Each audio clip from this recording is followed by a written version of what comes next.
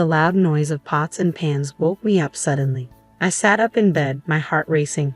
Mark was already out of bed, and his side of the bed felt cold. I felt a familiar dread as I heard my mother-in-law's voice coming from the kitchen.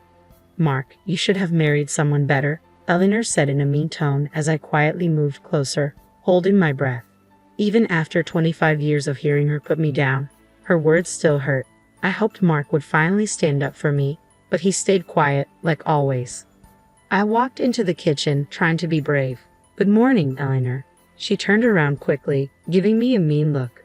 "Oh, look who finally decided to join us," she said sarcastically. Before I could say anything, she started complaining about how I keep the house. She criticized everything from the dish towels to how I load the dishwasher. Mark kept busy with his coffee, avoiding my eyes, even though I was silently asking for his support. "You know, Mark, if you had listened to me years ago, you could have married a woman who knows how to manage a home properly," Eleanor continued with a voice full of disdain. I felt my face turn red with embarrassment and anger. "Why didn't you defend me?" I asked Mark, my voice shaking. "Do you agree with her?" He looked down at the floor, shifting his feet nervously. "Mom, that's enough," he mumbled, but his weak attempt to stop her only seemed to make her bolder.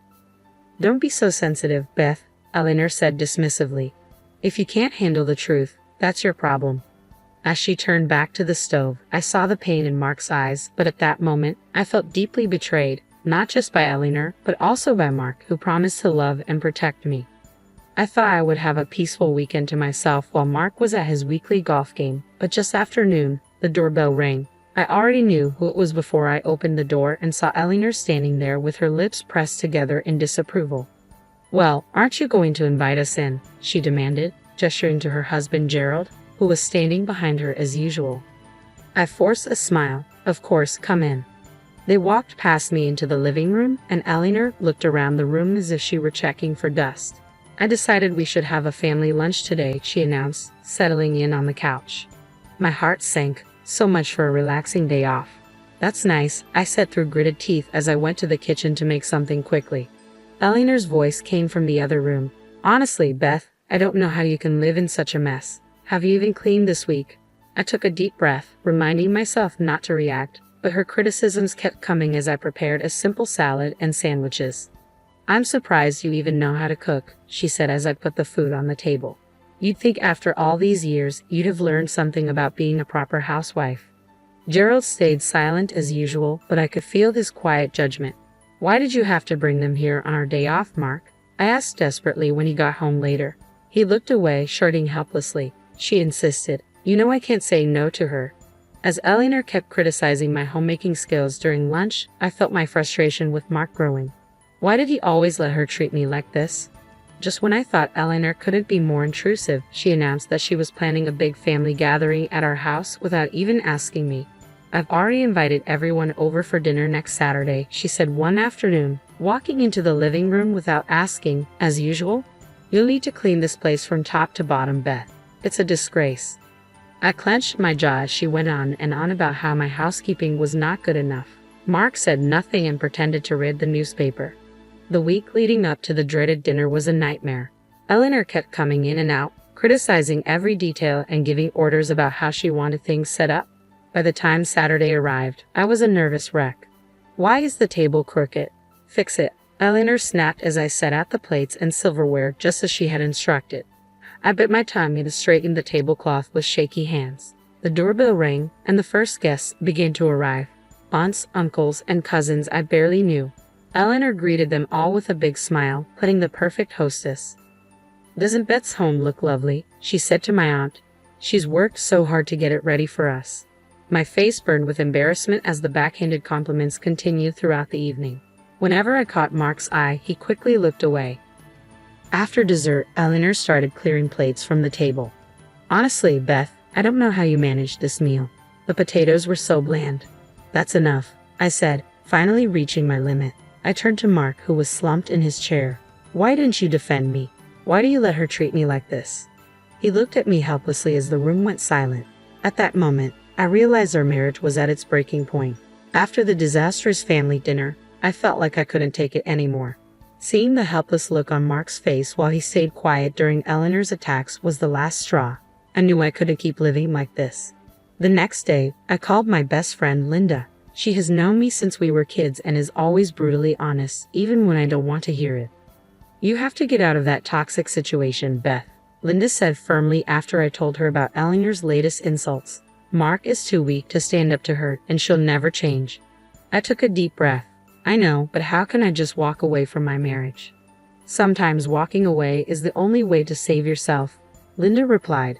"You've given Mark more than enough chances to put his mother in her place. It's clear he's chosen her over you." Her words hurt, but I knew she was right. As much as I loved Mark, I couldn't keep exposing myself to Eleanor's cruelty and his unwillingness to act. Over the next few weeks, I started pulling away from Mark and focusing on my own life. I took up gardening again, something I had always enjoyed but Eleanor had mocked as a silly hobby. I began making plans to meet friends for lunch or dinner without asking for Mark's opinion. He looked confused whenever I made excuses about his mother visiting or mentioned some other activity he wasn't invited to, but I stayed determined, keeping my true intentions to myself. A sense of determination grew inside me. I was done being a doormat for Eleanor, for Mark, for anyone. I deserved happiness, respect, and the freedom to live on my own terms. And that's exactly what I was going to do. With newfound resolve, I began taking steps to become independent. I opened a separate bank account and started putting a portion of my paycheck into it each month, keeping it a closely guarded secret from Mark and his parents. Whenever Eleanor would make another unannounced visit, I stayed polite but distant, no longer doing everything she wanted. If she criticized my housekeeping, I just shrugged it off. Her comments no longer hurt me. "What's gotten into you lately?" Mark asked one evening, his brow furrowed with concern. "You've been so different." I forced a smile. "Just reevaluating some things, that's all." I didn't explain any further. The more I pulled away, the more strained our interactions became. Mark seemed completely confused by my sudden aloofness. The once passive wife he knew slowly disappearing before his eyes. Good, I thought. Let him wonder. Let him realize I'm no longer the doormat he allowed his mother to walk all over. In truth, my mind was focused on bigger plans, finding a way to finally break free from Eleanor's toxic grip once and for all. With each paycheck I saved, that future came closer. I knew it would devastate Mark when I finally told him my plans. A part of me still loved him and hoped he might eventually find the strength to stand up to his mother himself. But I couldn't keep hoping for something that might never happen. I had to do this for myself. My new mantra became independence at any cost. The road ahead would be difficult, but I was determined to walk it alone if I had to. No more settling, no more suffering in silence. It was time to put myself first.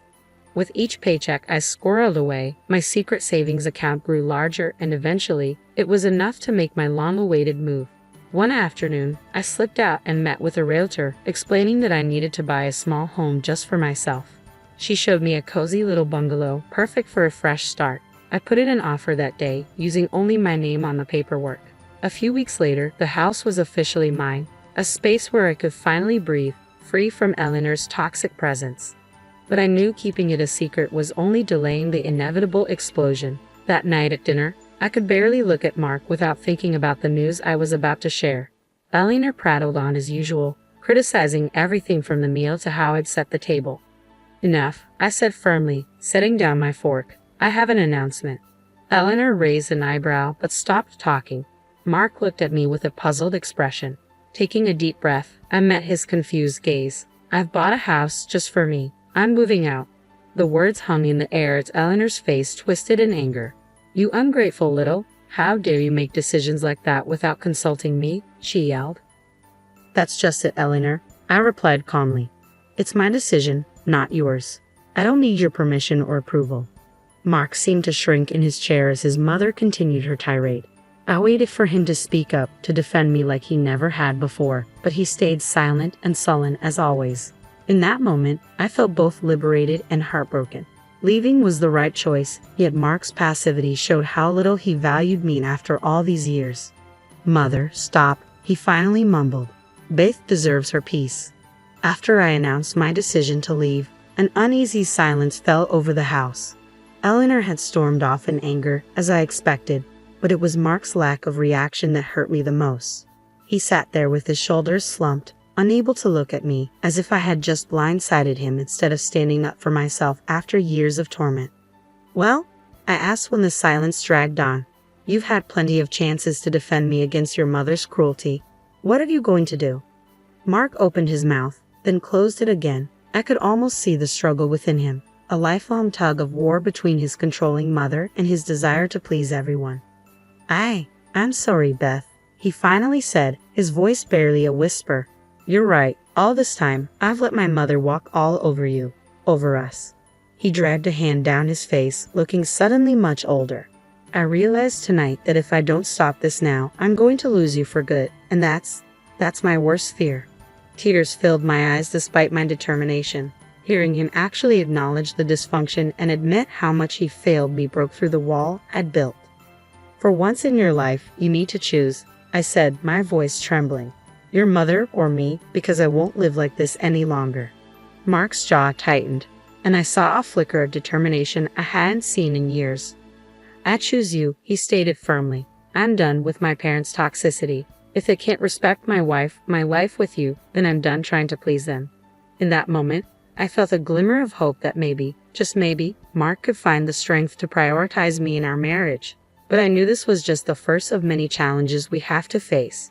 After Mark declared he was choosing me over his toxic parents, I felt a bit hopeful about our marriage. But I knew rebuilding trust wouldn't happen overnight. We had years of hurt and dysfunction to work through. In the days that followed, Mark seemed more confident in his decision. He stopped taking Eleanor's calls and ignored her increasingly angry voicemails demanding explanations. "I finally feel free," he admitted one evening over dinner, "like a weight has been lifted off my shoulders." I smiled cautiously, still afraid to get my hopes up too much. "I'm glad you're seeing things clearly now, but you know your mother won't give up easily." Sure enough, within a week, Eleanor showed up unannounced, banging angrily on the door. "Mark, you can't shut me out like this. We're family." To my surprise, Mark didn't even flinch. He just pulled aside the curtains to reveal her red, angry face and then turned his back. "I think you should leave, Mother," he said calmly. "Beth and I have made our decision."